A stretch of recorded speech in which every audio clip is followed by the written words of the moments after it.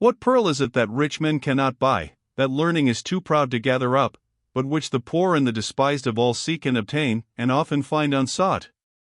Tell me, and I will tell thee what is truth. Cooper. The meeting with the Indian and his wife excited no surprise in the majority of those who witnessed the occurrence, but Mabel, and all who knew of the manner in which this chief had been separated from the party of Cap, simultaneously entertained suspicions, which it was far easier to feel than to follow out by any plausible clue to certainty.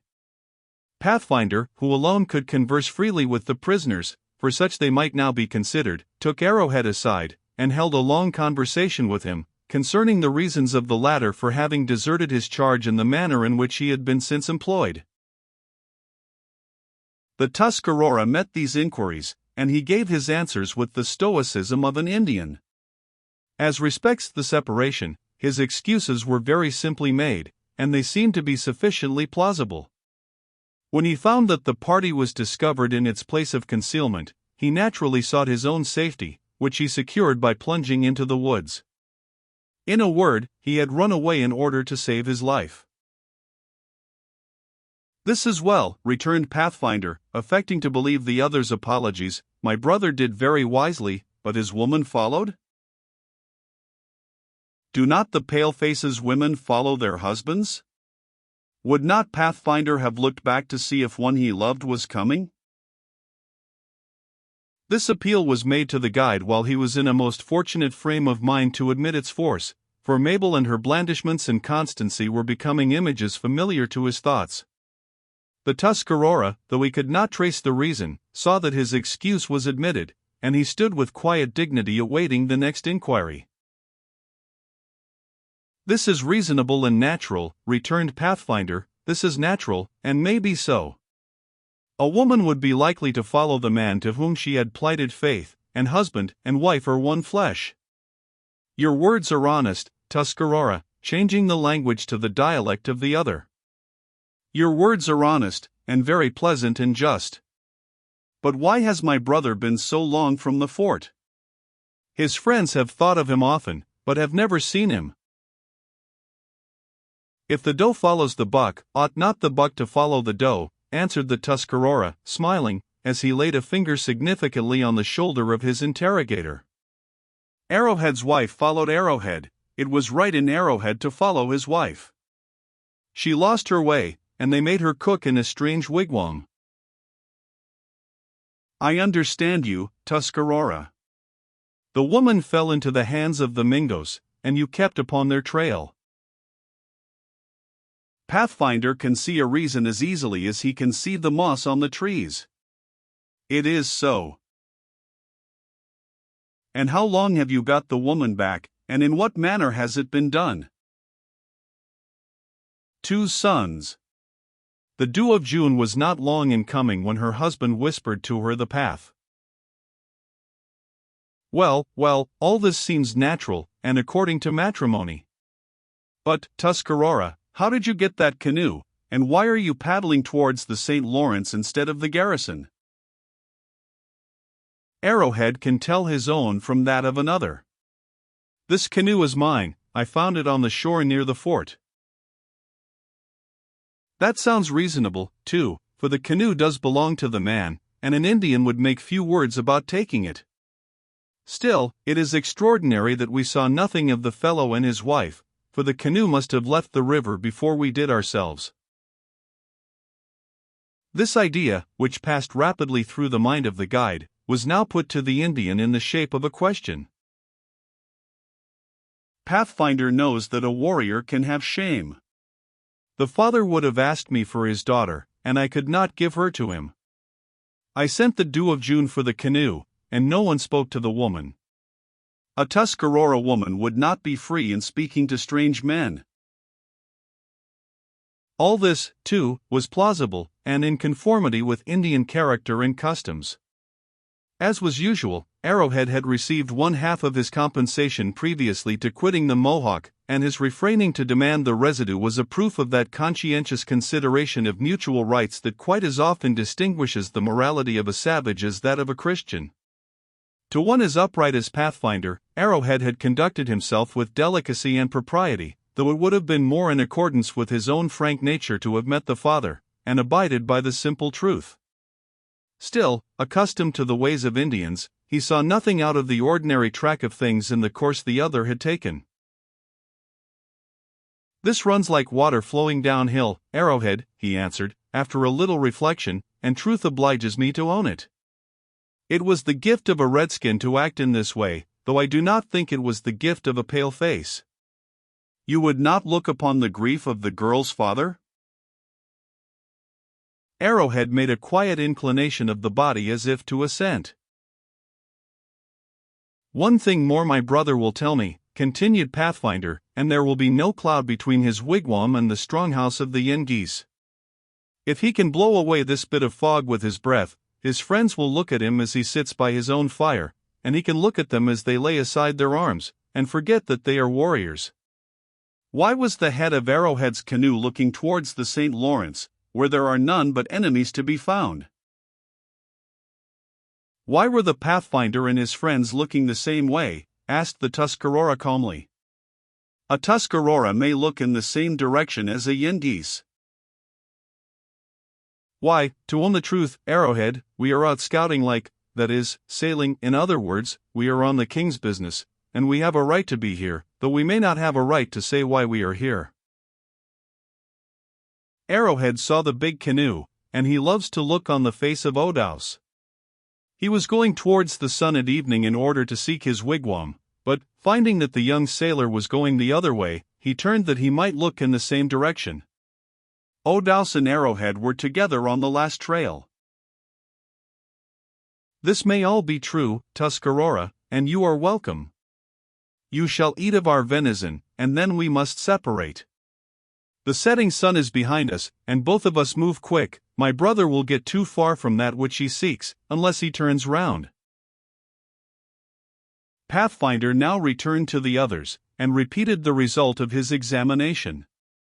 He appeared himself to believe that the account of Arrowhead might be true, though he admitted that caution would be prudent with one he disliked, but his auditors, Jasper excepted, seemed less disposed to put faith in the explanations. "This chap must be ironed at once, Brother Dunham," said Cap, as soon as Pathfinder finished his narration. "He must be turned over to the master-at-arms, if there is any such officer on fresh water, and a court-martial ought to be ordered as soon as we reach port." "I think it wisest to detain the fellow," the sergeant answered, "but irons are unnecessary so long as he remains in the cutter. In the morning the matter shall be inquired into."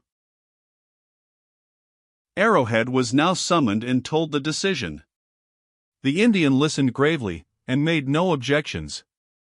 On the contrary, he submitted with the calm and reserved dignity with which the American aborigines are known to yield to fate, and he stood apart, an attentive but calm observer of what was passing. Jasper caused the cutter's sails to be filled, and the Scud resumed her course. It was now getting near the hour to set the watch, and when it was usual to retire for the night. Most of the party went below, leaving no one on deck but Cap, the sergeant, Jasper, and two of the crew. Arrowhead and his wife also remained, the former standing aloof in proud reserve, and the latter exhibiting, by her attitude and passiveness, the meek humility that characterizes an Indian woman. "You will find a place for your wife below, Arrowhead, where my daughter will attend to her wants," said the sergeant kindly, who was himself on the point of quitting the deck. "Yonder is a sail where you may sleep yourself." "I thank my father. The Tuscaroras are not poor. The woman will look for my blankets in the canoe." "As you wish, my friend. We think it necessary to detain you, but not necessary to confine or to maltreat you. Send your squaw into the canoe for the blankets, and you may follow her yourself, and hand us up the paddles. As there may be some sleepy heads in the Scud, Odaus," added the sergeant in a lower tone, "it may be well to secure the paddles." Jasper assented, and Arrowhead and his wife, with whom resistance appeared to be out of the question, silently complied with the directions. A few expressions of sharp rebuke passed from the Indian to his wife, while both were employed in the canoe, which the latter received with submissive quiet, immediately repairing an error she had made by laying aside the blanket she had taken and searching for another that was more to her tyrant's mind. "Come, bear a hand, Arrowhead," said the sergeant, who stood on the gunwale overlooking the movements of the two, which were proceeding too slowly for the impatience of a drowsy man. "It is getting late, and we soldiers have such a thing as reveille, early to bed and early to rise." "Arrowhead is coming," was the answer, as the Tuscarora stepped towards the head of his canoe. One blow of his keen knife severed the rope which held the boat, and then the cutter glanced ahead, leaving the light bubble of bark, which instantly lost its way, almost stationary. So suddenly and dexterously was this maneuver performed, that the canoe was on the lee quarter of the scud before the sergeant was aware of the artifice, and quite in her wake ere he had time to announce it to his companions. "Heartily!" shouted Jasper, letting fly the jib-sheet with his own hands, when the cutter came swiftly up to the breeze, with all her canvas flapping, or was running into the wind's eye, as seamen term it, until the light craft was 100 feet to windward of her former position. Quick and dexterous as was this movement, and ready as had been the expedient, it was not quicker or more ready than that of the Tuscarora. With an intelligence that denoted some familiarity with vessels, he had seized his paddle and was already skimming the water, aided by the efforts of his wife. The direction he took was southwesterly, or on a line that led him equally towards the wind and the shore, while it also kept him so far aloof from the cutter as to avoid the danger of the latter falling on board of him when she filled on the other tack. Swiftly as the scud had shot into the wind, and far as she had forced ahead, Jasper knew it was necessary to cast her ere she had lost all her way, and it was not 2 minutes from the time the helm had been put down before the lively little craft was aback forward, and rapidly falling off, in order to allow her sails to fill on the opposite tack. "He will escape," said Jasper the instant he caught a glimpse of the relative bearings of the cutter and the canoe. "The cunning knave is paddling dead to windward, and the scud can never overtake him." "You have a canoe," exclaimed the sergeant, manifesting the eagerness of a boy to join in the pursuit. "Let us launch it, and give chase." "It will be useless. If Pathfinder had been on deck, there might have been a chance, but there is none now. To launch the canoe would have taken 3 or 4 minutes, and the time lost would be sufficient for the purposes of Arrowhead." Both Cap and the sergeant saw the truth of this, which would have been nearly self-evident even to one unaccustomed to vessels. The shore was distant less than half a mile, and the canoe was already glancing into its shadows, at a rate to show that it would reach the land before its pursuers could probably get half the distance. The helm of the scud was reluctantly put up again, and the cutter wore short round on her heel, coming up to her course on the other tack, as if acting on an instinct. All this was done by Jasper in profound silence, his assistants understanding what was necessary, and lending their aid in a sort of mechanical imitation. While these maneuvers were in the course of execution, Cap took the sergeant by a button, and led him towards the cabin door, where he was out of earshot, and began to unlock his stores of thought. "Harkee, Brother Dunham," said he, with an ominous face, "this is a matter that requires mature thought and much circumspection. The life of a soldier, Brother Cap, is one of constant thought and circumspection. On this frontier, were we to overlook either, our scalps might be taken from our heads in the first nap. But I consider this capture of Arrowhead as a circumstance, and I might add his escape as another. This Jasper Freshwater must look to it. They are both circumstances truly, brother, but they tell different ways. If it is a circumstance against the lad that the Indian has escaped, it is a circumstance in his favor that he was first taken. Aye, but two circumstances do not contradict each other like two negatives. If you will follow the advice of an old seaman, Sergeant, not a moment is to be lost in taking the steps necessary for the security of the vessel and all on board of her. The cutter is now slipping through the water at the rate of 6 knots, and as the distances are so short on this bit of a pond, we may all find ourselves in a French port before morning, and in a French prison before night. This may be true enough. What would you advise me to do, brother? In my opinion, you should put this Master Freshwater under arrest on the spot, send him below under the charge of a sentinel, and transfer the command of the cutter to me. All this you have power to perform, the craft belonging to the army, and you being the commanding officer of the troops present." Sergeant Dunham deliberated more than an hour on the propriety of this proposal, for, though sufficiently prompt when his mind was really made up, he was habitually thoughtful and wary. The habit of superintending the personal police of the garrison had made him acquainted with character, and he had long been disposed to think well of Jasper.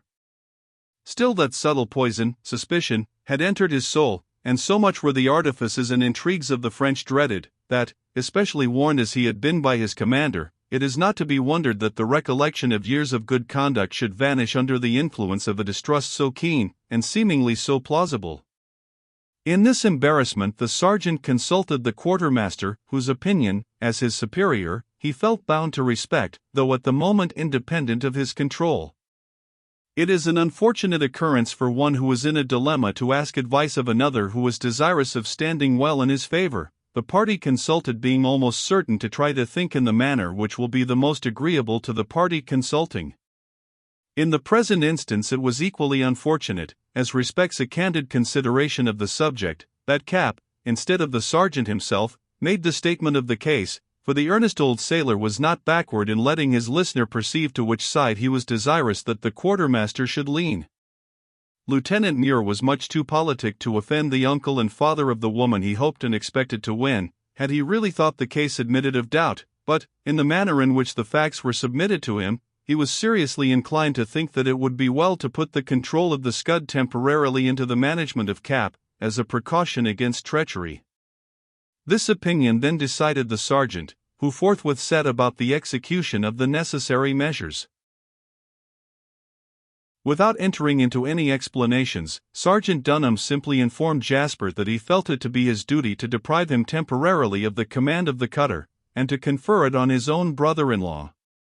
A natural and involuntary burst of surprise, which escaped the young man, was met by a quiet remark, reminding him that military service was often of a nature that required concealment, and a declaration that the present duty was of such a character that this particular arrangement had become indispensable. Although Jasper's astonishment remained undiminished, the sergeant cautiously abstaining from making any allusion to his suspicions, the young man was accustomed to obey with military submission, and he quietly acquiesced, with his own mouth directing the little crew to receive their further orders from Cap until another change should be effected. When, however, he was told the case required that not only he himself, but his principal assistant, who, on account of his long acquaintance with the lake, was usually termed the pilot, were to remain below, there was an alteration in his countenance and manner that denoted strong feeling, though it was so well mastered as to leave even the distrustful Cap in doubt as to its meaning. As a matter of course, however, when distrust exists, it was not long before the worst construction was put upon it. As soon as Jasper and the pilot were below, the sentinel at the hatch received private orders to pay particular attention to both, to allow neither to come on deck again without giving instant notice to the person who might then be in charge of the cutter, and to insist on his return below as soon as possible. This precaution, however, was uncalled for, Jasper and his assistant both throwing themselves silently on their pallets, which neither quitted again that night. "And now, Sergeant," said Cap, as soon as he found himself master of the deck, "you will just have the goodness to give me the courses and distance, that I may see the boat keeps her head the right way." "I know nothing of either, brother Cap," returned Dunham, not a little embarrassed at the question. "We must make the best of our way to the station among the Thousand Islands, where we shall land, relieve the party that is already out, and get information for our future government. That's it, nearly word for word, as it stands in the written orders." "But you can muster a chart, something in the way of bearings and distances, that I may see the road?" "I do not think Jasper ever had anything of the sort to go by." "No chart, Sergeant Dunham?"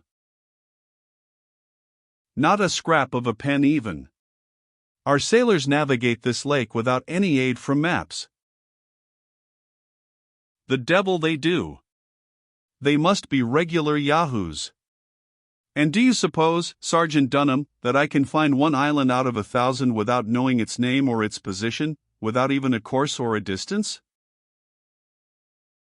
As for the name, Brother Cap, you need not be particular, for not one of the whole 1,000 has a name, and so a mistake can never be made on that score. As for the position, never having been there myself, I can tell you nothing about it, nor do I think its position of any particular consequence, provided we find the spot. Perhaps one of the hands on deck can tell us the way. Hold on, Sergeant, hold on a moment, if you please, Sergeant Dunham. If I am to command this craft, it must be done, if you please, without holding any councils of war with the cook and cabin boy. A shipmaster is a shipmaster, and he must have an opinion of his own, even if it be a wrong one. I suppose you know service well enough to understand that it is better in a commander to go wrong than to go nowhere.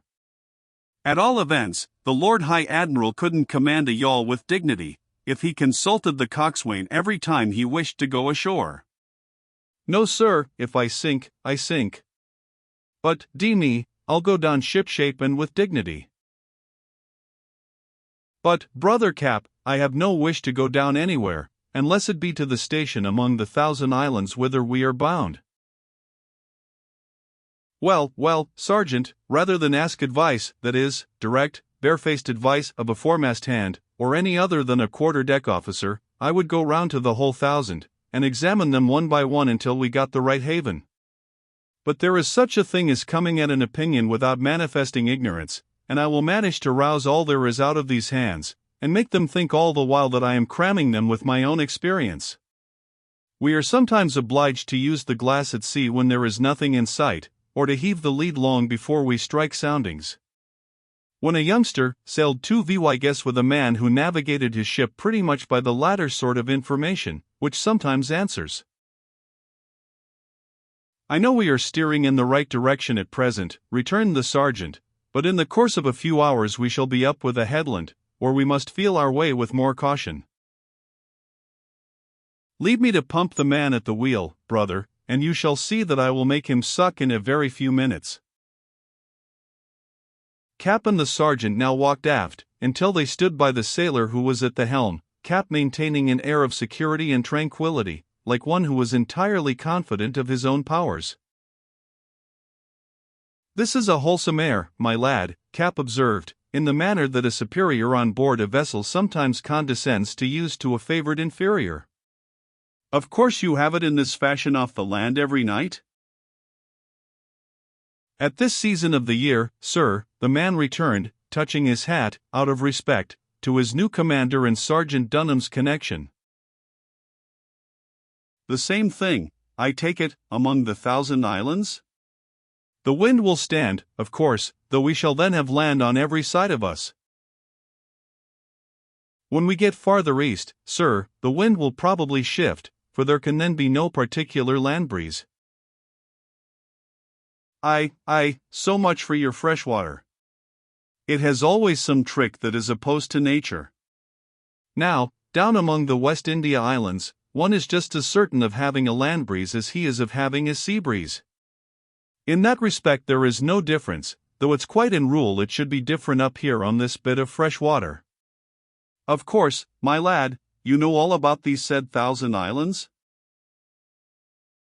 Lord bless you, Master Cap, nobody knows all about them or anything about them. They are a puzzle to the oldest sailor on the lake, and we don't pretend to know even their names. For that matter, most of them have no more names than a child that dies before it is christened. Are you a Roman Catholic? Demanded the sergeant sharply. No, sir, nor anything else. I'm a generalizer about religion, never troubling that which don't trouble me.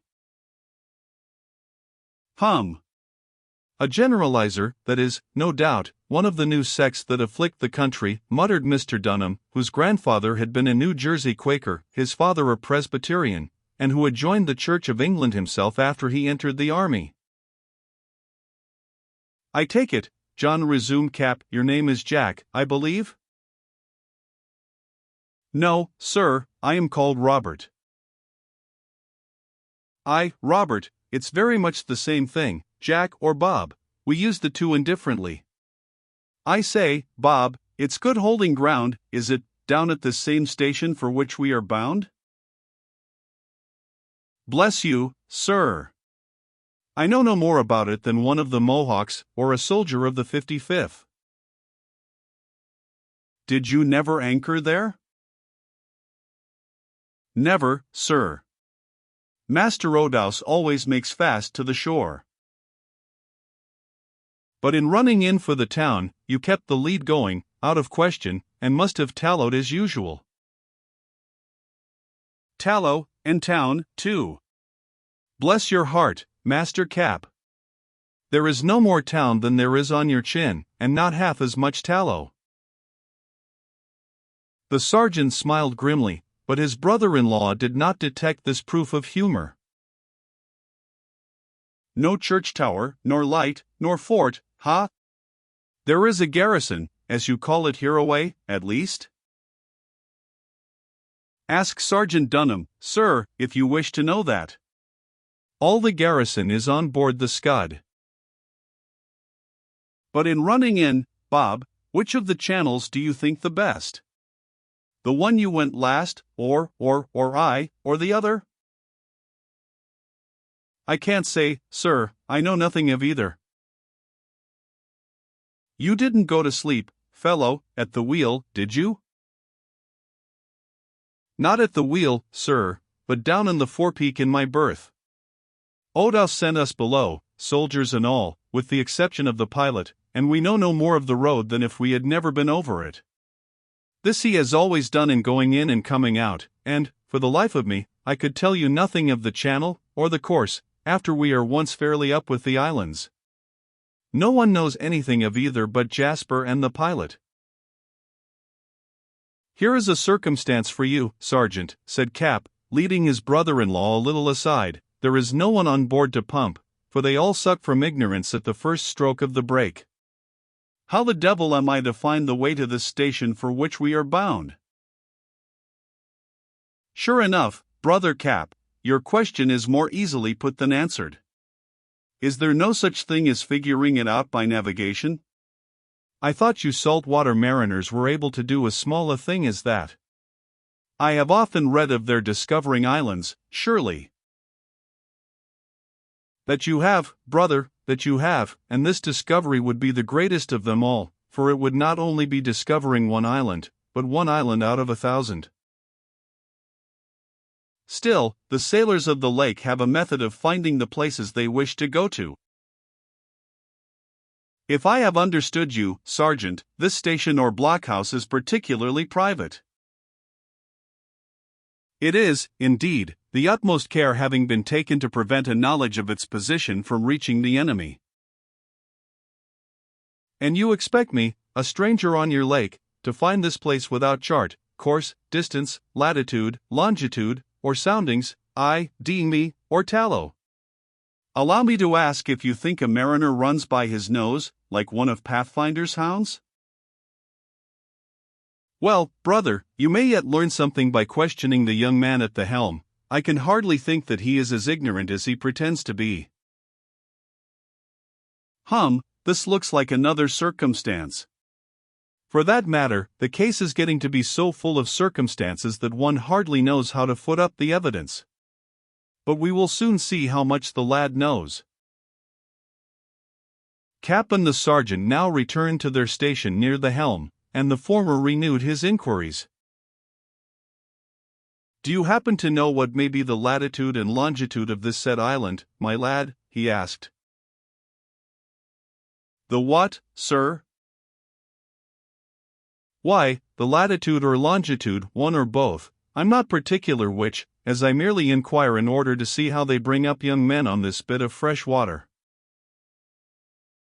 I'm not particular about either myself, sir, and so I do not happen to know what you mean. Not what I mean. You know what latitude is? Not I, sir, returned the man, hesitating. Though I believe it is French for the upper lakes. Whew, whistled Cap, drawing out his breath like the broken stop of an organ. Latitude, French for upper lakes. Harkee, young man, do you know what longitude means? I believe I do, sir. That is, 5 feet 6, the regulation height for soldiers in the king's service. There's the longitude found out for you, Sergeant, in the rattling of a brace block. You have some notion about a degree, and minutes, and seconds, I hope? Yes, sir, degree means my betters, and minutes and seconds are for the short or long log lines. We all know these things as well as the saltwater people. D me, Brother Dunham, if I think even faith can get along on this lake, much as they say it can do with mountains. Well, my lad, you understand the azimuth, and measuring distances, and how to box the compass. As for the first, sir, I can't say I do.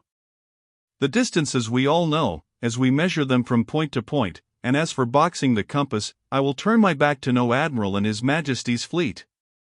None and by east, none east and by none east and by east none east and by none east.